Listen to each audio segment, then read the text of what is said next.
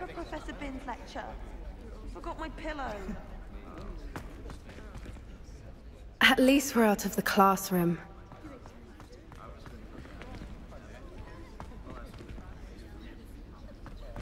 Credit where it's due. You're a rather good flyer. Leave it to Binns to make the most interesting school in the world seem dull. My brother's doing well, thanks to you. And he listens to me now. Turns out having beats for feet teaches a memorable lesson.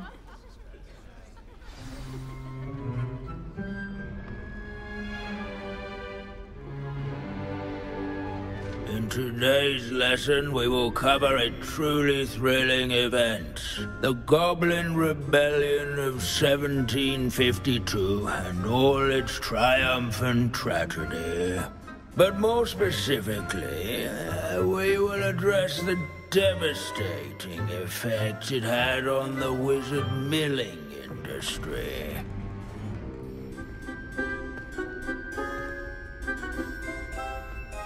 Actually, we do know the number. 632. But history occurs outside the classroom. And look, it's time for my constitutional. One can practically osmose the history flowing through Hogwarts. I think the professor wants us to follow him.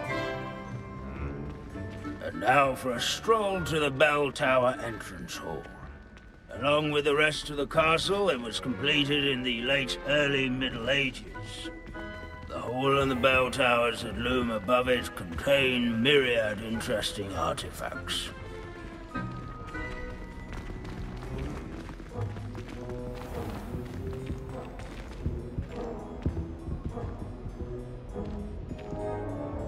Good to see you again. Recovered from that nasty bout of dragon pox, have we? That wasn't me, Professor.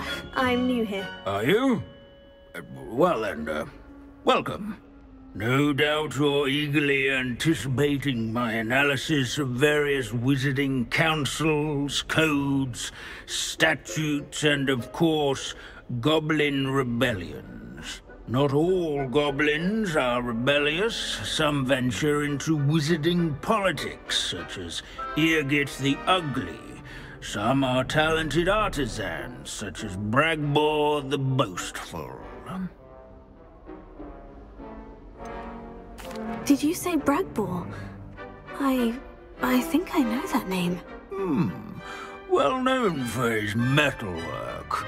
I would imagine much of his goblin-wrought iron and silver has survived to this very day. Oh, of course. Lodgok said he was an ancestor of Ranrock. Now, where were we? Oh yes. Back to our class topic for today.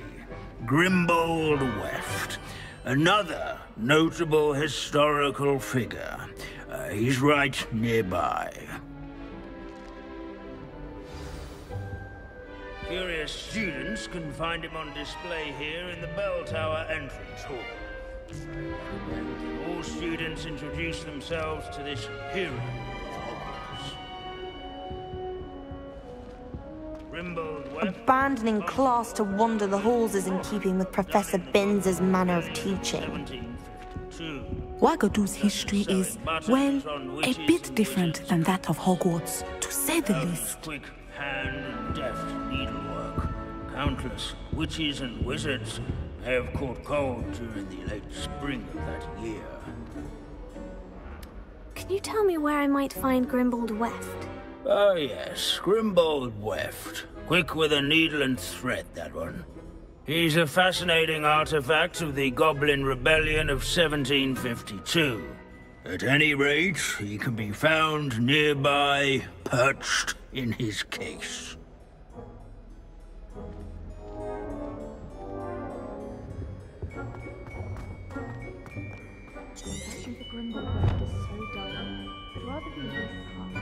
Revelio.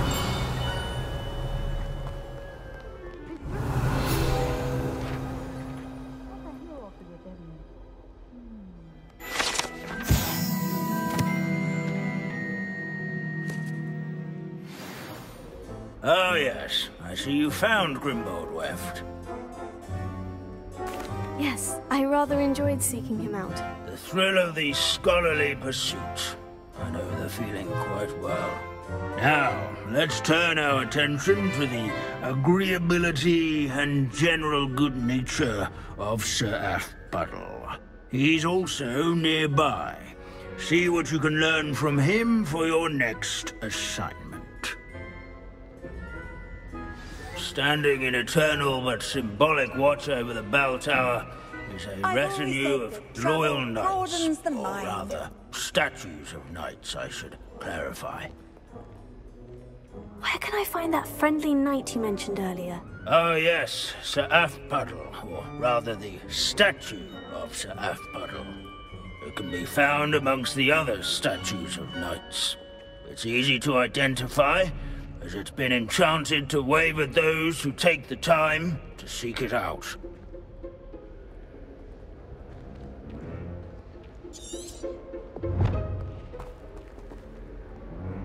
I encourage everyone to make the waving statue's acquaintance. Revelio. Sir Aphpuddle was the friendliest one. Ergo, his statue must effect some salutary gesture when one draws near.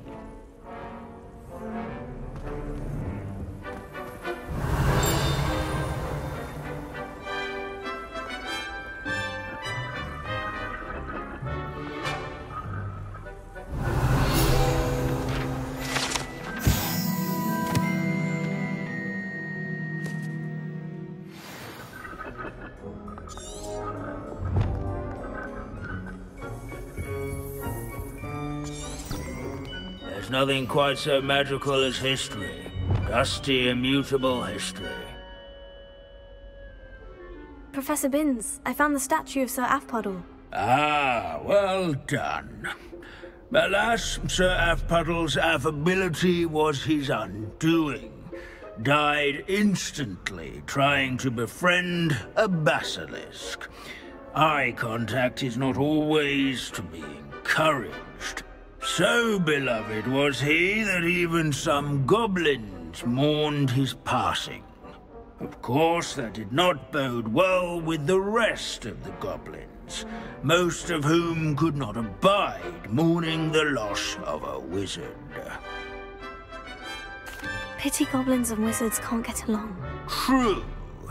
But imagine how dull my lectures would be without goblin rebellions to discuss.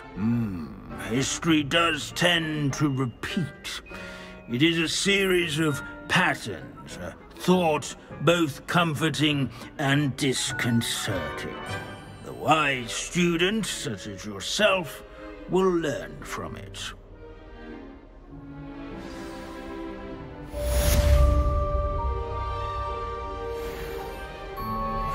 History is written by those who do their schoolwork, so they say. Or at least, I like to say that. Looks like we've all gone on another one of Binns' wild goose chases. How can we do so much and accomplish so little?